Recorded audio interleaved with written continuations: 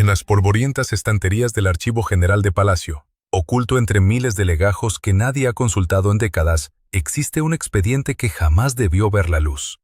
Su código de clasificación resulta tan discreto que solo los archiveros más veteranos conocen su existencia. Dentro de esas carpetas de cuero desgastado, reposan documentos que narran una de las traiciones más sofisticadas de la historia moderna europea. Cómo un padre fue despojado de su derecho al trono, mientras su hijo heredaba la corona que jamás debió tocarle. La historia oficial nos cuenta que Juan de Borbón renunció voluntariamente a sus derechos dinásticos en 1977 en un gesto de generosidad paternal hacia su hijo Juan Carlos. Una abdicación elegante, diplomática, presentada ante el mundo como el sacrificio noble de un hombre que comprendía los nuevos tiempos. Pero los testimonios susurrados en los salones privados de la aristocracia española, las cartas interceptadas por los servicios de inteligencia franquista, los telegramas cifrados entre embajadas europeas cuentan una versión radicalmente diferente. Una versión donde la palabra voluntad desaparece, reemplazada por términos mucho más oscuros: manipulación, traición, conspiración. Juan de Borbón no era un príncipe cualquiera, heredero legítimo de Alfonso XIII, educado en el exilio pero jamás derrotado. Había esperado durante 40 años el momento de restaurar la monarquía española.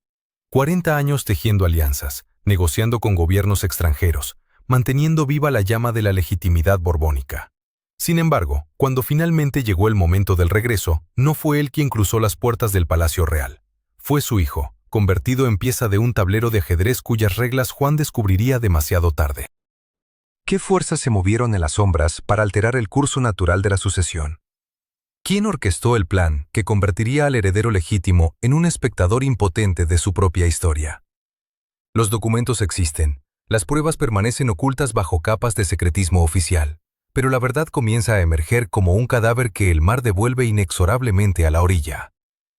La mañana del 18 de febrero de 1941, un joven de 27 años despertó en su modesta residencia de Lausana, Suiza, sin sospechar que ese día marcaría el inicio de su destierro político más cruel. Juan de Borbón y Battenberg, tercer hijo del rey Alfonso XIII, había recibido durante la noche un sobrelacrado que llevaba el sello discreto de la embajada española en Berna. El mensajero que lo entregó desapareció antes del amanecer y nunca más se supo de él. Dentro del sobre, una carta mecanografiada sin firma relataba algo que helaría la sangre de cualquier heredero. Su padre había renunciado al trono español hacía casi una década, pero los términos de aquella renuncia jamás se hicieron completamente públicos. Lo que Juan ignoraba y lo que aquella carta anónima comenzaba a revelar era que existía un acuerdo secreto firmado en Roma, un pacto del que él había sido excluido deliberadamente y que condicionaba su propio futuro de maneras que apenas empezaba a comprender. Alfonso XIII había abandonado España el 14 de abril de 1931, tras las elecciones municipales que dieron triunfo arrollador a los republicanos. La versión oficial hablaba de un rey magnánimo que partía al exilio para evitar una guerra civil. Pero los documentos guardados en el Archivo Secreto Vaticano, aquellos a los que solo 3 cardenales tienen acceso directo, cuentan una historia diferente. En esos legajos de papel cebolla, escritos en francés e italiano, se detalla cómo el monarca destronado firmó no 1, sino 3 documentos distintos relacionados con la sucesión. El primero era público. Los otros 2 permanecieron ocultos durante décadas. Juan de Borbón había crecido creyendo que su derecho al trono era incontestable. Su hermano mayor, Alfonso, había renunciado a sus derechos al casarse con una plebeya cubana en 1933. Su otro hermano, Jaime, era sordomudo y la tradición monárquica consideraba esta condición incompatible con el ejercicio del poder. Por simple lógica dinástica, Juan era el heredero. Pero en los salones de mármol del Vaticano, en las oficinas discretas de ciertos banqueros suizos y en los despachos forrados de terciopelo de algunos aristócratas españoles exiliados, se gestaba ya entonces un plan diferente.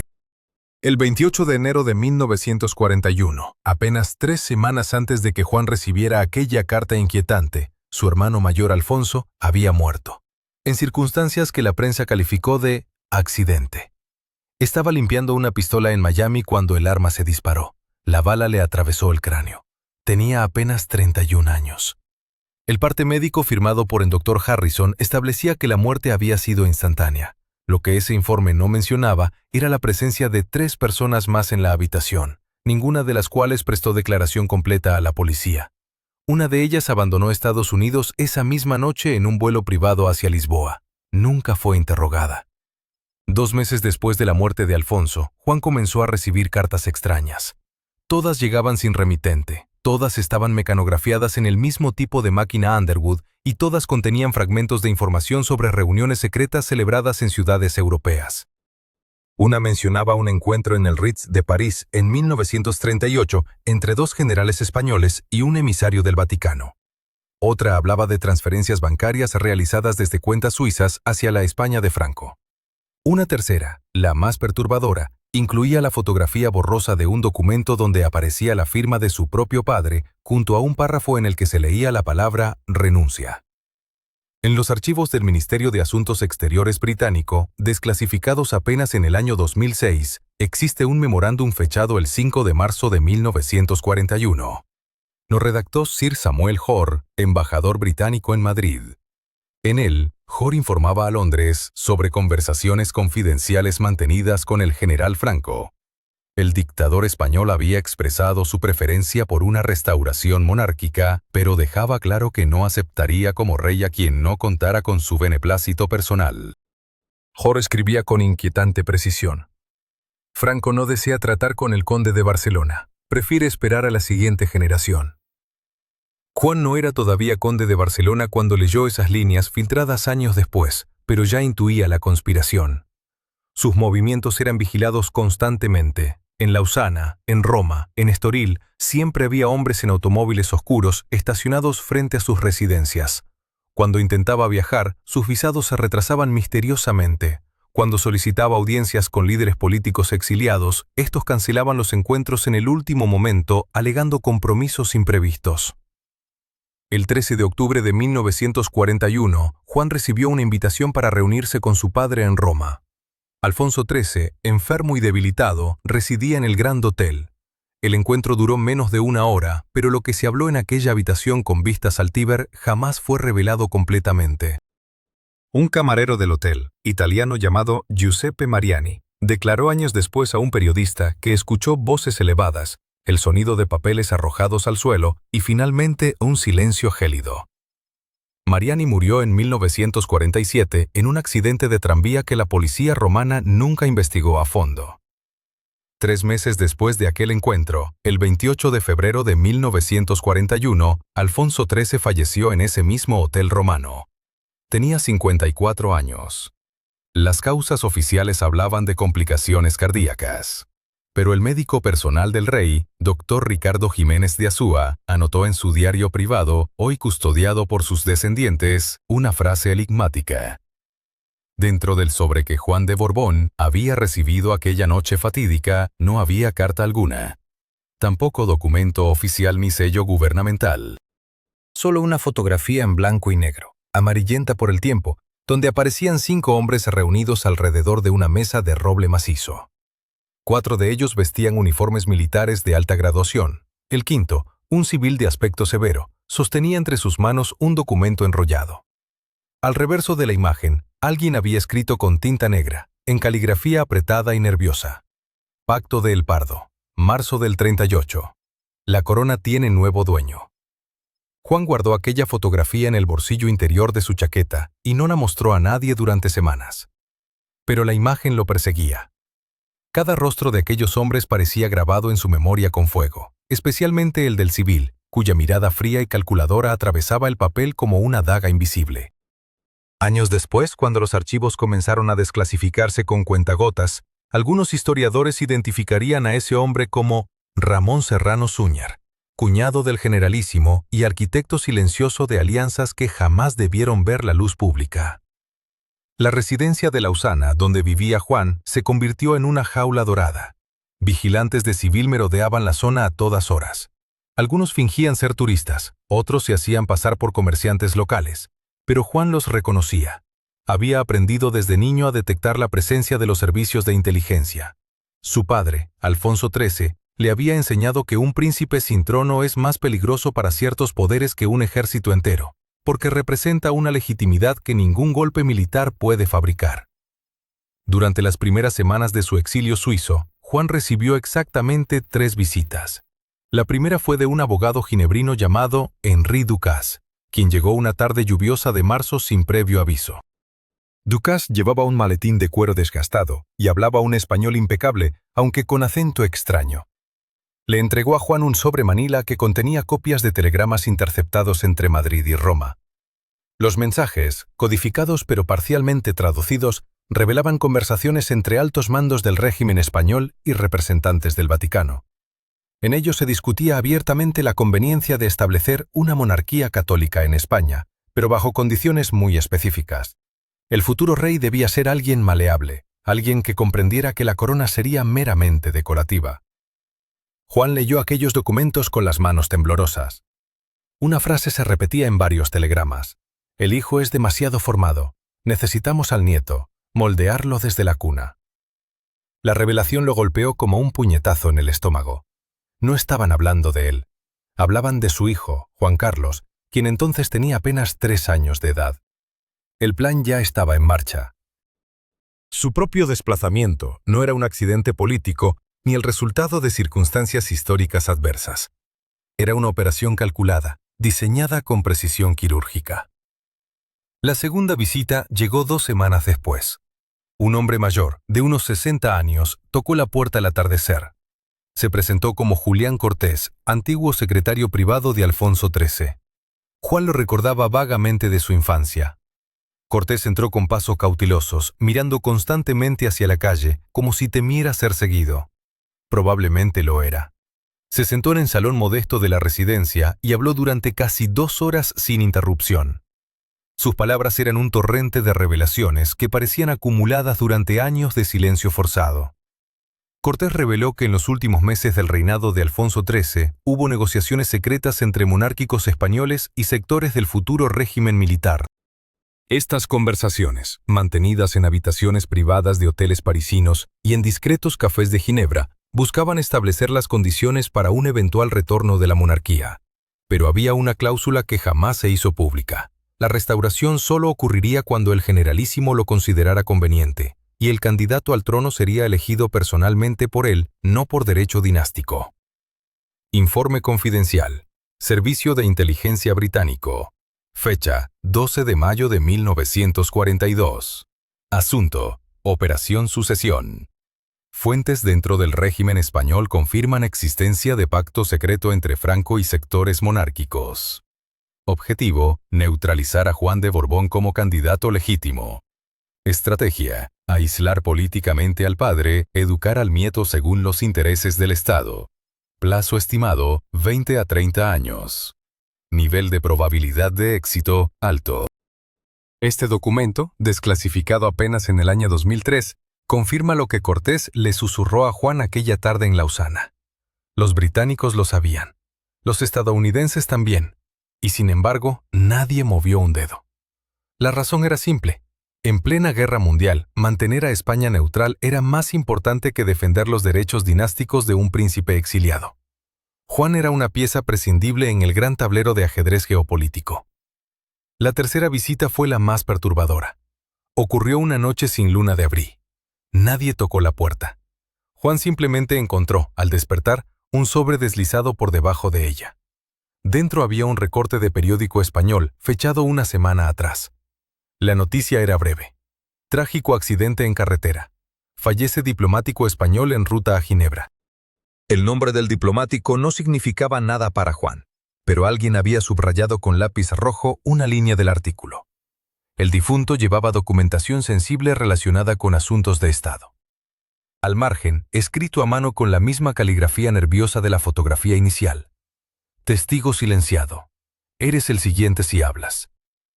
Las piezas comenzaban a encajar en un rompecabezas macabro. Juan comprendió que no estaba enfrentando simplemente un desacuerdo político o una maniobra de palacio. Estaba atrapado en una conspiración de dimensiones monumentales, donde cada movimiento estaba calculado décadas por adelantado y donde los testigos incómodos desaparecían con inquietante regularidad. Al reverso de la imagen, alguien había escrito con tinta descolorida una sola palabra en alemán. Wolfschanze, la guarida del lobo. el búnker secreto de Adolf Hitler en Prusia Oriental, donde el Führer había pasado más de 800 días dirigiendo la Segunda Guerra Mundial. Pero lo que hizo que las manos de Juan de Borbón temblaran no fue el nombre del lugar, sino la fecha grabada en el borde inferior de la fotografía. 18 de julio de 1936. El día exacto en que comenzó la Guerra Civil Española. Esa misma noche, en el silencio de su despacho privado nestoril, el heredero legítimo del trono español extendió la fotografía sobre el escritorio y encendió la lámpara de lectura. La luz cayó directamente sobre los rostros de aquellos 5 hombres. Reconoció inmediatamente a 2 de ellos, el general Wilhelm Canaris, jefe del Abwehr, el servicio de inteligencia militar alemán. Y junto a él, con la mirada fija en la cámara, el coronel Juan Beigbeder, quien años más tarde se convertiría en ministro de Asuntos Exteriores del régimen franquista. Los otros 3 rostros le resultaban desconocidos, pero sus uniformes revelaban rangos superiores de la Wehrmacht. ¿Qué hacían oficiales alemanes de alto nivel reunidos con un coronel español el mismo día que estalló el alzamiento militar contra la República? ¿Por qué alguien había decidido enviarle precisamente esta imagen, justo cuando las conversaciones sobre su posible regreso a España como rey comenzaban a ganar fuerza en los círculos políticos europeos? Juan de Borbón sabía que debía actuar con extrema cautela. Llamó a su secretario personal, un hombre de confianza que había servido a la familia real durante 30 años. Le ordenó que investigara discretamente el origen de aquel sobre. La respuesta llegó 3 días después, y fue tan desconcertante como la propia fotografía. El sobre había sido depositado en el buzón de la residencia real por un hombre mayor, de unos 70 años, que caminaba con bastón y vestía un abrigo oscuro demasiado grande para su figura encorvada. El portero nocturno lo había visto acercarse pasada la medianoche, dejar el sobre y alejarse cojeando hacia la niebla que cubría las calles de Estoril. Cuando le preguntaron si podría reconocerlo, el portero negó con la cabeza. El hombre mantenía el rostro oculto bajo un sombrero de ala ancha. Pero lo verdaderamente inquietante sucedió cuando intentaron localizar al portero para hacerle más preguntas. El hombre había desaparecido. Su esposa informó a la policía portuguesa que no había regresado a casa después de su turno. Su cuerpo fue encontrado 5 días más tarde en las rocas al pie del acantilado de Boca do Inferno, un lugar conocido por sus corrientes traicioneras y sus leyendas de naufragios. Las autoridades determinaron que se trataba de un accidente, una caída desafortunada durante un paseo nocturno. Juan de Borbón no creía en coincidencias. Guardó la fotografía en su caja fuerte personal y ordenó a su secretario que no mencionara el incidente a nadie. Pero la imagen seguía obsesionándolo. Pasaba horas observando cada detalle, cada sombra, cada gesto de aquellos hombres reunidos alrededor de la mesa. El documento enrollado que sostenía el civil del traje oscuro parecía tener sellos oficiales en su borde superior. ¿Un tratado secreto? ¿Un acuerdo militar previo al alzamiento? ¿Prueba de una conspiración internacional para instalar a Franco en el poder? Decidió recurrir a un antiguo contacto en los servicios de inteligencia británicos, un hombre que había trabajado en la península ibérica durante la guerra y que ahora disfrutaba de una jubilación discreta en Londres. La respuesta del británico llegó en forma de telegrama cifrado 2 semanas después. El mensaje era breve pero demoledor. No investigar más, demasiado peligroso. Algunos secretos deben permanecer enterrados. Destruya la fotografía. Pero Juan de Borbón no destruyó la imagen. En cambio, la envió a un experto en fotografía forense en Ginebra, un científico suizo conocido por su trabajo discreto con documentos sensibles. El análisis reveló detalles que no eran visibles a simple vista. Mediante técnicas de ampliación y contraste, el experto logró leer parcialmente el texto del documento enrollado que aparecía en la fotografía. Las palabras eran fragmentarias, pero suficientemente claras. Protocolo de cooperación, transferencia de armamento, apoyo logístico, reconocimiento del nuevo gobierno español. La fotografía constituía una prueba tangible de que el alzamiento militar de 1936 no había sido un evento espontáneo, sino el resultado de una planificación meticulosa que involucraba a potencias extranjeras. Y si eso era cierto, si Franco había llegado al poder gracias a un pacto secreto con la Alemania nazi, entonces toda la narrativa oficial sobre la Guerra Civil Española se derrumbaba como un castillo de naipes. Durante los meses siguientes, Juan de Borbón comenzó a recibir más mensajes anónimos. Notas breves depositadas en lugares impredecibles. Una en el confesionario de la iglesia donde asistía a misa dominical. otra deslizada entre las páginas de un libro que había pedido prestado en la biblioteca de Estoril. Cada mensaje contenía fragmentos de información, nombres de personas ya fallecidas, referencias a reuniones secretas celebradas décadas atrás. Uno de esos mensajes mencionaba a un testigo superviviente, un antiguo traductor alemán que había trabajado en la embajada nazi en Madrid durante la guerra. El hombre vivía ahora bajo nombre falso en Argentina, en un pueblo perdido de la provincia de Córdoba. Juan de Borbón envió a un emisario de confianza para localizarlo. Cuando el emisario regresó meses después, traía consigo una grabación magnetofónica. La voz del anciano traductor, quebrándose por la emoción y el miedo, relataba detalles escalofriantes sobre acuerdos firmados en la oscuridad, sobre promesas de apoyo militar a cambio de concesiones mineras, sobre la construcción deliberada de un régimen que debía impedir por todos los medios el retorno de la monarquía legítima. El cerco se estrechaba. El día exacto en que comenzó el alzamiento militar contra la Segunda República Española. Juan de Borbón cerró los ojos. La habitación en el Palacio de Estoril parecía girar a su alrededor. Durante años había intentado comprender por qué su padre, Alfonso XIII, había abdicado tan repentinamente en enero de 1941. Las razones oficiales hablaban de salud deteriorada, de un deseo de asegurar la restauración monárquica después de la guerra. Pero ahora, sosteniendo esta fotografía entre las manos temblorosas, una posibilidad completamente diferente se abría ante él como un abismo negro. La imagen mostraba a 3 hombres junto a una mesa cubierta de mapas. 2 de ellos vestían uniformes de la Wehrmacht. El tercero, de civil, llevaba un traje oscuro y gafas de montura dorada. Juan acercó la fotografía a la lámpara. El rostro del hombre civil le resultaba vagamente familiar. Había algo en la forma de su mandíbula, en la inclinación de sus hombros. Dio vuelta al sobre. Cayó una segunda fotografía, más pequeña, tomada evidentemente en el mismo lugar, pero desde otro ángulo. En esta se veía claramente un documento sobre la mesa. Juan buscó una lupa en el escritorio de su padre. Las letras eran borrosas, pero alcanzó a distinguir un encabezado en alemán. Operativvereinbarung, acuerdo operativo. Y debajo, una fecha que hizo que su corazón se detuviera. 12 de junio de 1936. 5 semanas antes del levantamiento. Juan había estudiado historia. Sabía que los generales españoles habían comenzado a planear el golpe en marzo de ese año. Sabía que el general Mola coordinaba desde Pamplona, que Franco dudaba en Canarias, que Sanjurjo esperaba en Portugal. Pero esto sugería algo mucho más profundo. Una coordinación internacional, un respaldo desde el corazón mismo del Tercer Reich, antes incluso de que la Guerra Civil Española comenzara oficialmente. Se levantó y caminó hacia la ventana. Afuera, el océano Atlántico rugía contra las rocas de la costa portuguesa. ¿Cuántas veces su padre había mirado este mismo mar, guardando sus secretos?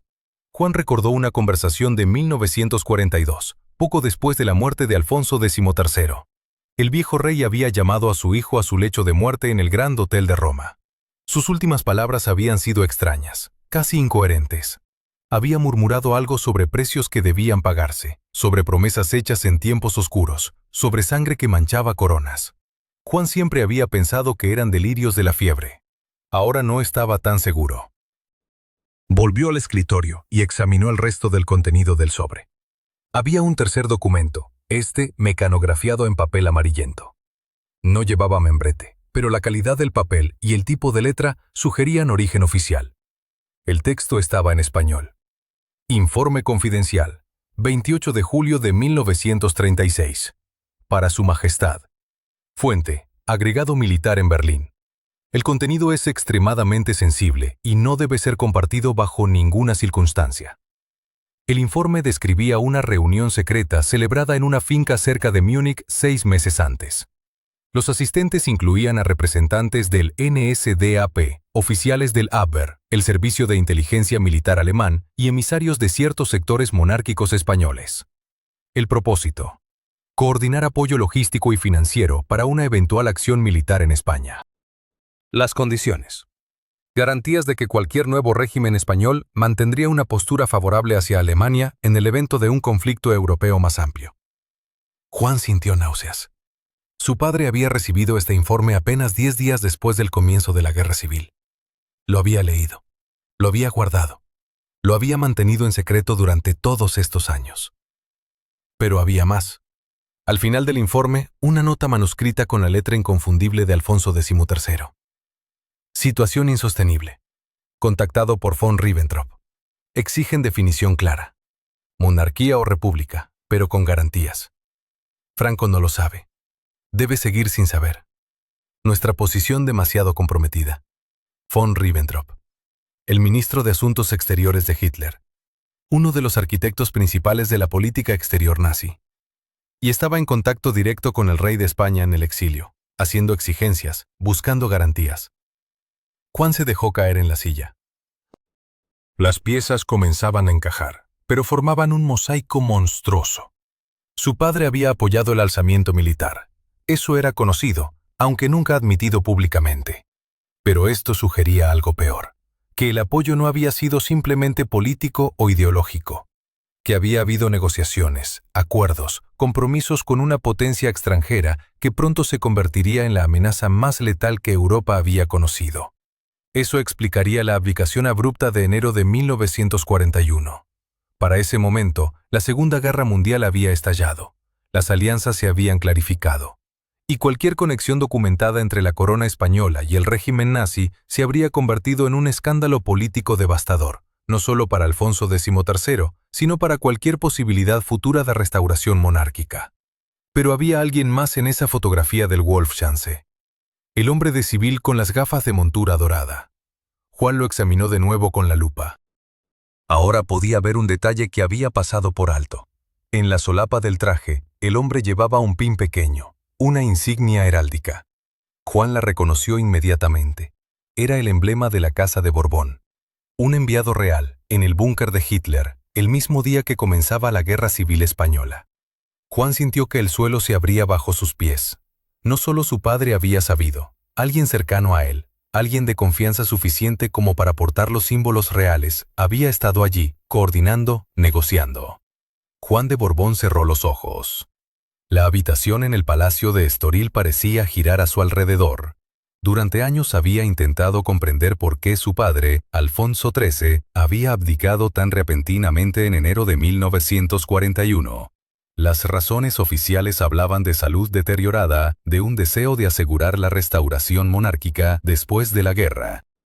Pero ahora, sosteniendo esta fotografía manchada de sangre entre sus manos temblorosas, comprendía que la verdad era infinitamente más oscura. La imagen mostraba a 3 hombres, reunidos en una sala privada del Gran Hotel de Roma.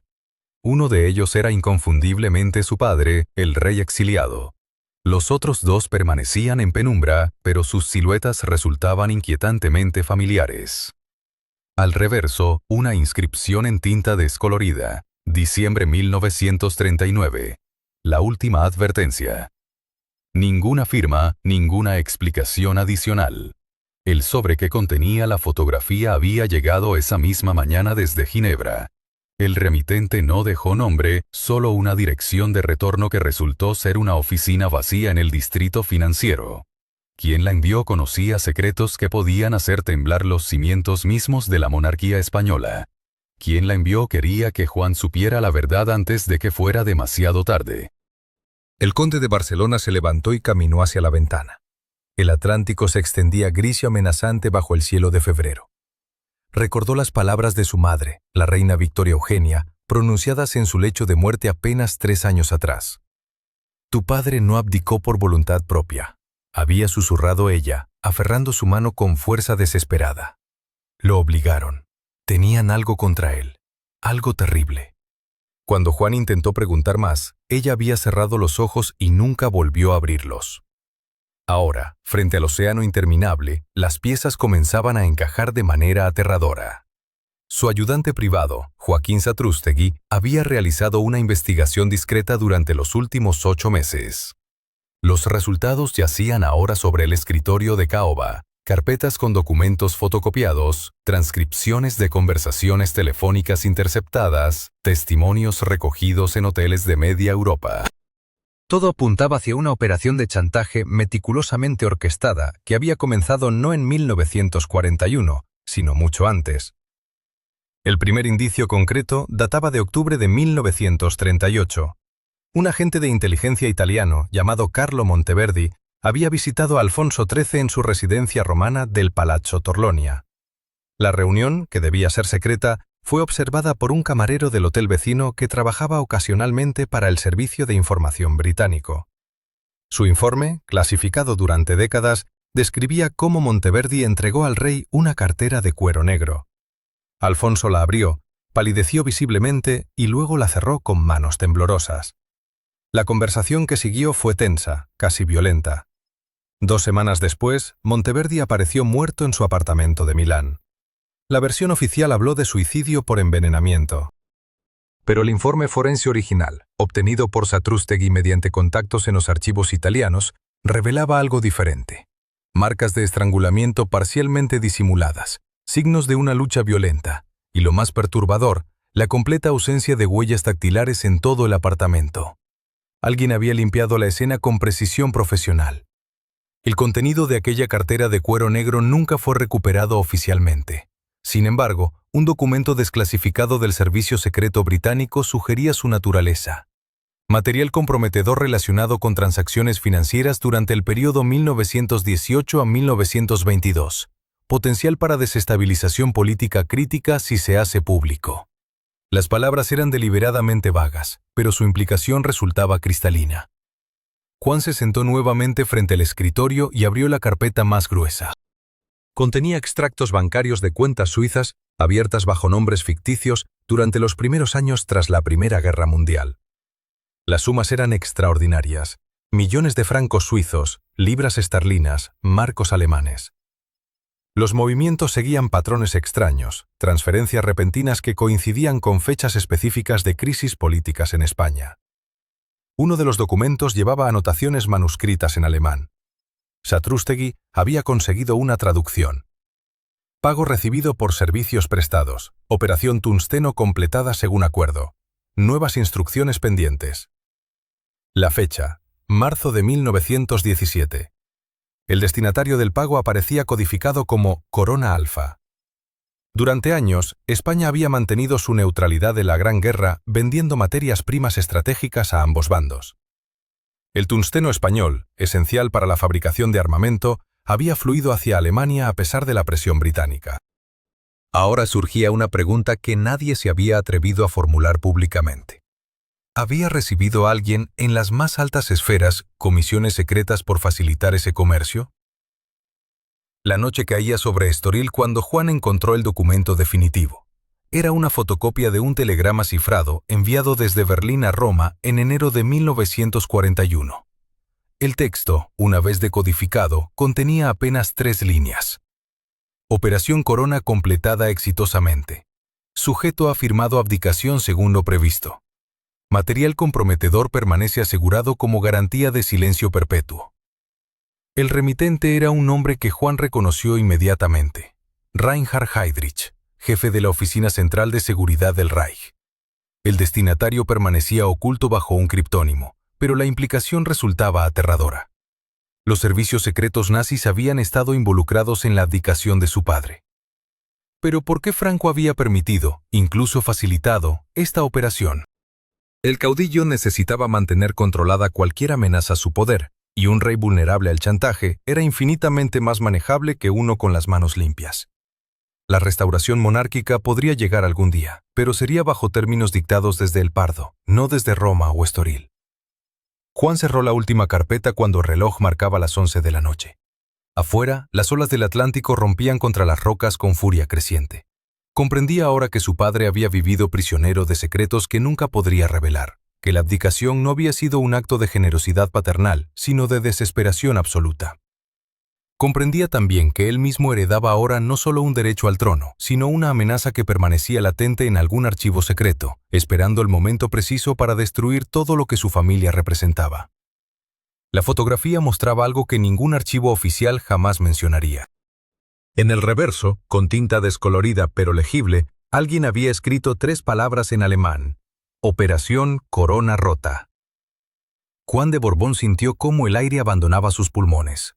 Había escuchado rumores sobre esta operación durante años, susurros en pasillos diplomáticos, conversaciones interrumpidas abruptamente cuando él entraba en una habitación. Pero siempre lo había descartado como teorías conspirativas de exiliados amargados. Ahora, sosteniendo la evidencia física, comprendía que su padre no había abdicado voluntariamente. Le habían obligado a renunciar bajo amenazas que ningún monarca podría haber soportado. El dossier que acompañaba la fotografía contenía documentos que helaban la sangre. Uno de ellos era un telegrama cifrado enviado desde Berlín a Roma el 23 de diciembre de 1940. La traducción adjunta resultaba escalofriante. Sujeto a requiere persuasión definitiva. Material comprometedor preparado. Proceder según protocolo establecido con Mussolini. Firma autorizada por Reichsführer. El sujeto A no podía ser otro que Alfonso XIII. El material comprometedor permanecía sin especificar, pero Juan conocía suficiente historia como para imaginar qué tipo de información podría destruir no solo a un rey en el exilio, sino a toda una dinastía. Durante semanas después del descubrimiento, Juan apenas durmió. Contrató discretamente a un investigador privado suizo, un hombre llamado Matthias Keller, que había trabajado para la inteligencia británica durante la guerra. Keller era meticuloso, silencioso, y cobraba sus honorarios en oro suizo sin hacer preguntas innecesarias. A principios de marzo de 1952, Keller regresó de un viaje a Múnich con noticias perturbadoras. Había localizado a un antiguo oficial de las SS llamado Kurt Waldheim, no el futuro secretario general de las Naciones Unidas, sino un homónimo que trabajaba ahora como archivista en una biblioteca universitaria bajo identidad falsa. Este hombre había estado presente durante reuniones cruciales en el Ministerio de Asuntos Exteriores del Reich, donde se discutió el futuro de la monarquía española.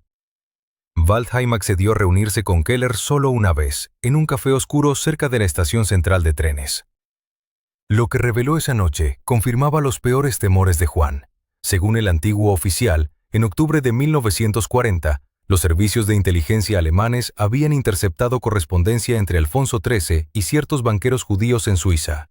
Las cartas discutían posibles planes para facilitar la salida de refugiados españoles republicanos hacia América Latina, usando fondos proporcionados por organizaciones filantrópicas internacionales.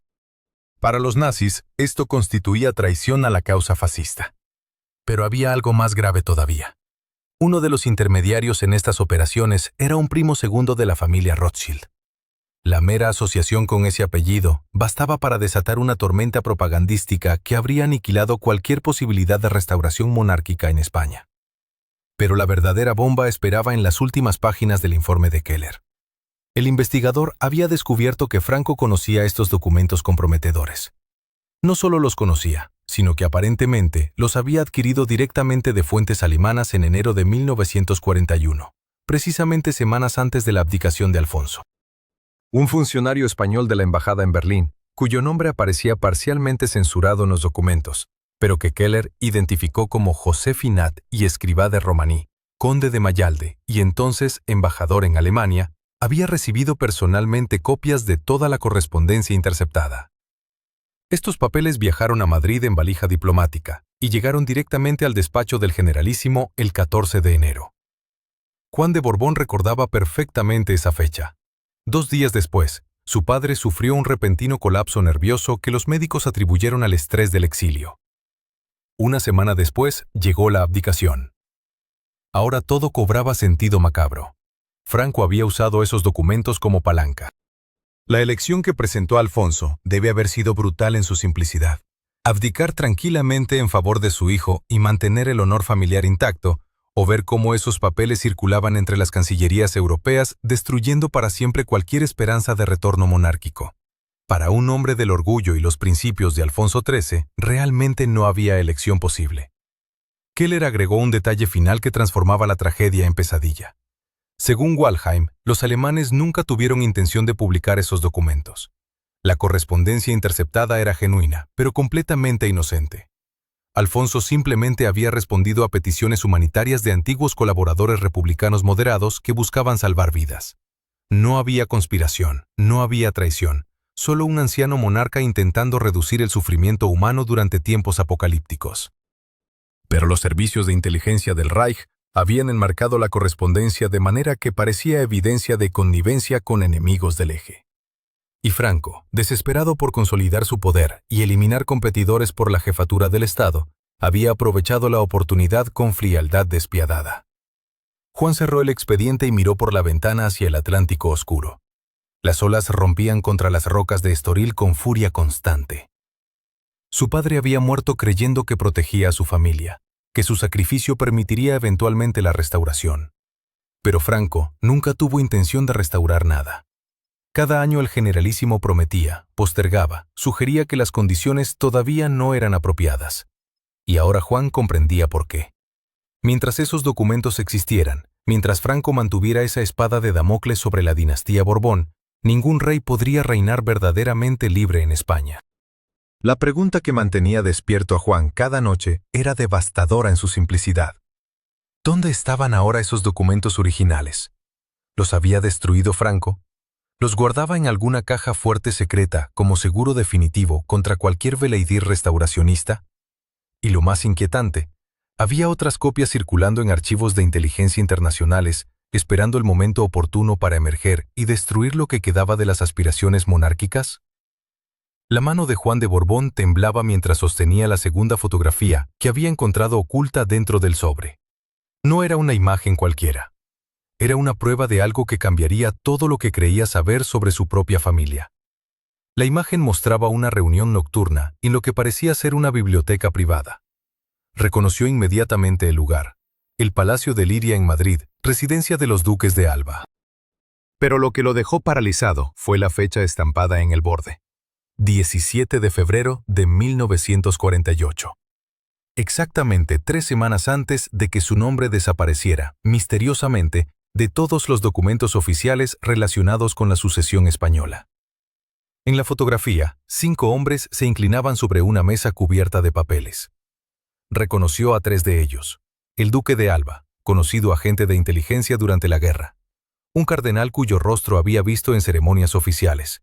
Y un tercero que le hizo sentir náuseas al identificarlo. Era Augusto Barcia, el diplomático que supuestamente había muerto en un accidente automovilístico en 1949. Pero aquí estaba, vivo y sonriente, en una reunión que nunca debió existir. El cuarto hombre permanecía de espaldas a la cámara. Solo era visible su mano derecha, que sostenía lo que parecía ser un documento con el sello real español. La quinta figura estaba deliberadamente borrosa, como si alguien hubiera manipulado la fotografía para ocultar su identidad. Pero había algo familiar en la postura, en el corte del traje. Juan guardó la fotografía en su bolsillo interior y salió del archivo con paso firme. Necesitaba respuestas, y solo una persona podría dárselas. Mercedes Sanz Bachiller, la viuda del fundador de las Juntas de Ofensiva Nacional Sindicalista, una mujer que había permanecido en silencio durante décadas, pero que, según rumores, había estado presente en reuniones donde se decidió el destino de España. La encontró en su residencia de Estoril, una villa blanca con vistas al Atlántico.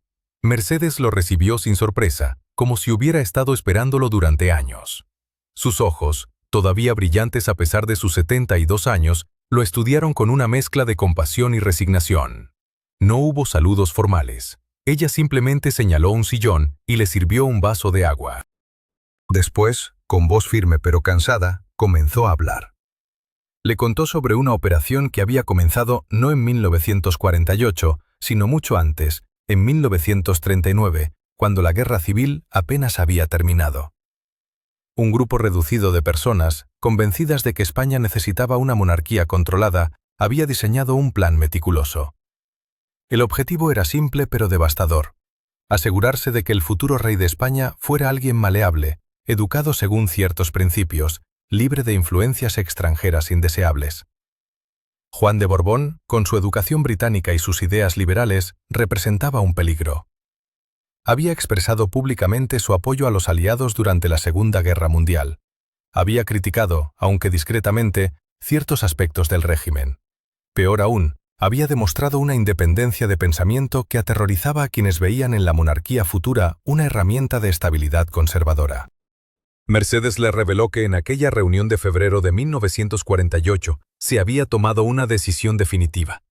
No se trató de un golpe violento ni de un decreto oficial. Fue algo mucho más insidioso, una campaña sistemática de deslegitimación. Documentos falsificados que sugerían problemas de salud mental, informes médicos manipulados sobre supuestas enfermedades hereditarias, testimonios inventados sobre comportamientos erráticos. Todo cuidadosamente filtrado a círculos diplomáticos y eclesiásticos. El objetivo era crear una narrativa alternativa. Juan de Borbón no era apto para gobernar. Su hijo, Juan Carlos, todavía un niño entonces, podría ser moldeado correctamente si se le apartaba de la influencia paterna. Lo que Mercedes reveló a continuación heló la sangre de Juan. Le habló de un documento que nunca había sido publicado, un informe psiquiátrico supuestamente elaborado por 3 médicos prestigiosos en 1950. El informe concluía que Juan de Borbón sufría de inestabilidad emocional severa y tendencias paranoides. El documento era completamente falso. Los 3 médicos que supuestamente lo habían firmado negaron cualquier participación cuando fueron confrontados privadamente años después. Pero para entonces, el daño estaba hecho. El informe había circulado en círculos de poder, había sido mencionado en conversaciones confidenciales, había sembrado dudas. Uno de aquellos médicos, el doctor Rafael Martínez López, había intentado denunciar públicamente la falsificación en 1954. Murió en circunstancias extrañas 2 días antes de una conferencia de prensa que había convocado. El dictamen oficial habló de un infarto fulminante. Su familia encontró sus archivos personales destrozados y documentos desaparecidos. Mercedes se levantó lentamente y caminó hacia una vitrina. De un cajón secreto extrajo un sobre amarillento. Dentro había copias de telegramas cifrados intercambiados entre Madrid, Roma y Londres durante el año 1949. Los mensajes eran crípticos, pero su significado resultaba escalofriante al analizarlos detenidamente. Hablaban de una solución permanente al problema de la sucesión. Mencionaban garantías de que la línea directa sería respetada formalmente, pero neutralizada efectivamente. Juan sintió que el mundo que conocía se desmoronaba. Durante décadas había creído que su exclusión había sido una decisión política compleja, pero finalmente comprensible. Ahora descubría que había sido víctima de una conspiración meticulosamente orquestada, una operación de inteligencia diseñada para destruir su credibilidad sin derramar una gota de sangre. Quedaba una pregunta terrible. Una pregunta que Mercedes respondió sin que él necesitara formularla. La fecha grabada en aquella fotografía era el 17 de julio de 1942. Juan de Borbón supo en ese instante que había descubierto algo que nunca debió ver. La reunión capturada en aquella imagen no era casual. Alrededor de una mesa de caoba, 5 hombres fumaban cigarros mientras examinaban documentos que parecían mapas. Reconoció a 3 de ellos. El duque de Alba, un general cuyo nombre aparecía constantemente en los archivos británicos, y sentado en la cabecera, con expresión severa, su propio padre, Alfonso XIII. Pero lo verdaderamente inquietante era el 5.º hombre. Llevaba uniforme sin insignias identificables, aunque Juan reconoció el corte alemán de la tela. Su rostro permanecía parcialmente oculto por las sombras, pero sus manos descansaban sobre un documento sellado con el águila imperial alemana. La fotografía había sido tomada desde una posición elevada, probablemente por alguien escondido en la galería superior de la biblioteca.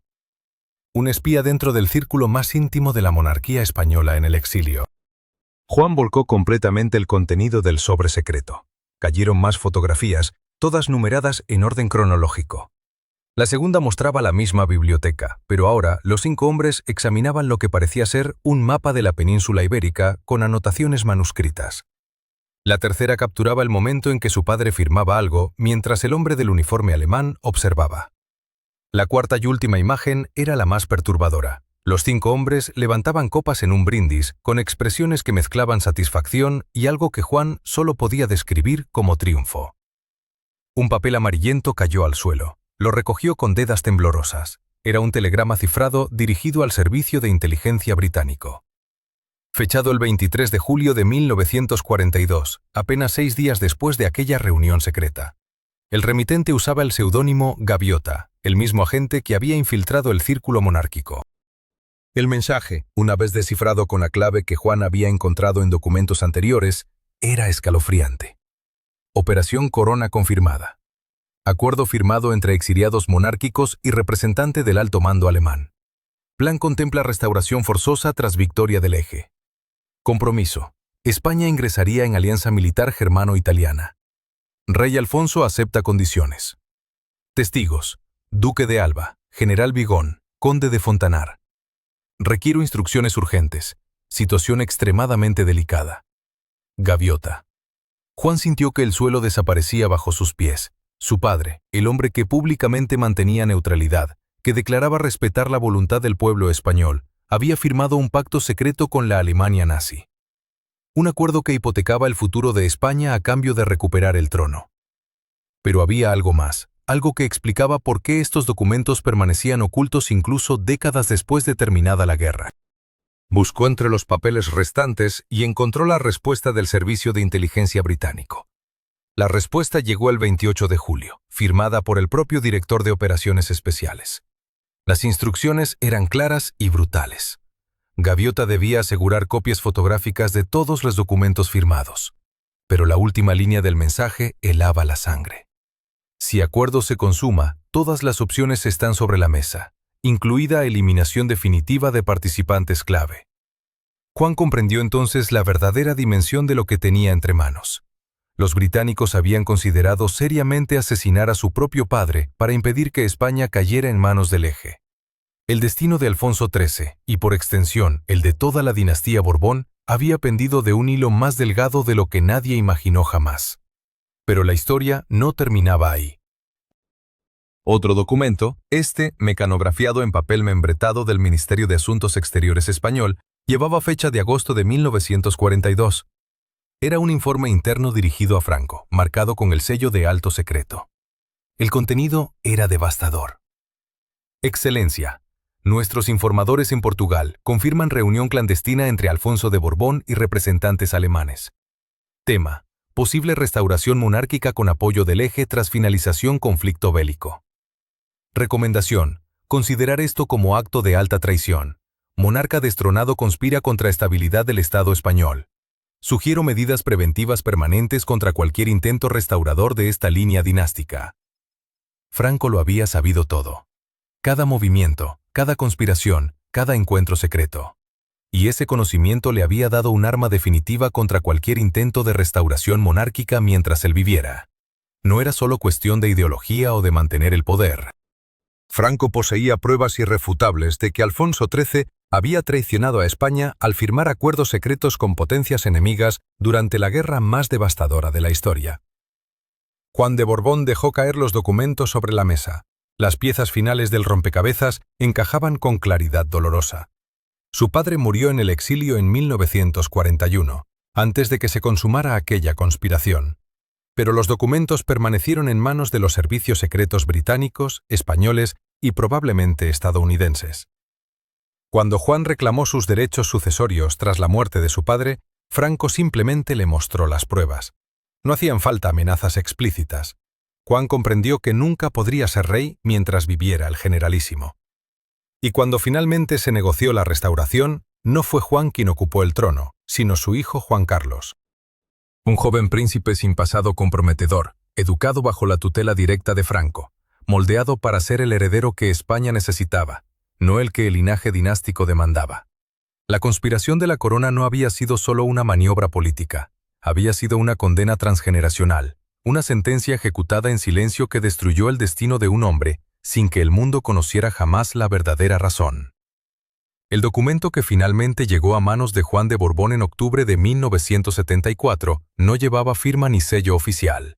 Apareció deslizado bajo la puerta de su residencia en Estoril durante una madrugada lluviosa. El papel, amarillento y frágil, contenía una lista de nombres acompañados de fechas y lugares.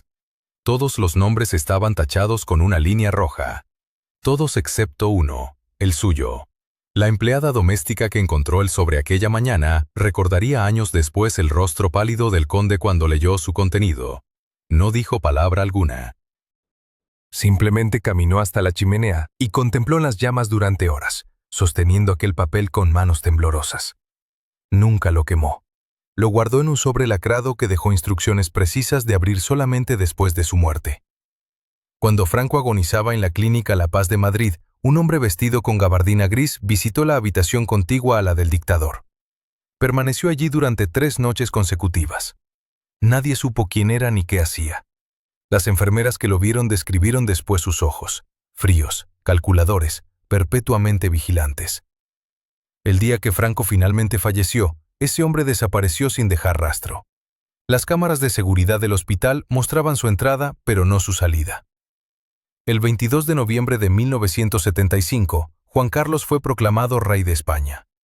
Su padre, Juan de Borbón, asistió a la ceremonia desde una tribuna lateral. Las fotografías de aquel día muestran algo extraordinario. El conde no mira hacia su hijo durante la coronación. Su mirada está fija en un punto específico entre la multitud, donde un hombre de gabardina gris permanece inmóvil entre las columnas del Palacio de las Cortes. 3 años después, Juan de Borbón renunció oficialmente a sus derechos dinásticos. La ceremonia fue privada, discreta, desprovista de toda solemnidad histórica. Firmó los documentos con mano firme, pero rostro sombrío. Un testigo presente aquel día relató que el conde pronunció una frase antes de abandonar la sala. Algunos tronos se ganan, otros se sobreviven. El sobrelacrado fue abierto tras su muerte en 1993. Su contenido jamás fue revelado públicamente. Según fuentes cercanas a la familia, contenía aquel papel amarillento junto a una nota manuscrita de 3 palabras. Ahora ya saben. Los archivos británicos permanecen sellados. Los documentos del pacto permanecen ocultos. Pero la fotografía del 17 de julio de 1942 existe. Y en ella, los 5 hombres alrededor de aquella mesa de caoba miran directamente a la cámara, conscientes de que están escribiendo un futuro que nadie podrá cambiar. La corona llegó a su destino, pero el precio pagado permanece en silencio. La habitación permaneció en silencio durante largos minutos después de que Juan de Borbón sostuviera aquel documento en sus manos temblorosas.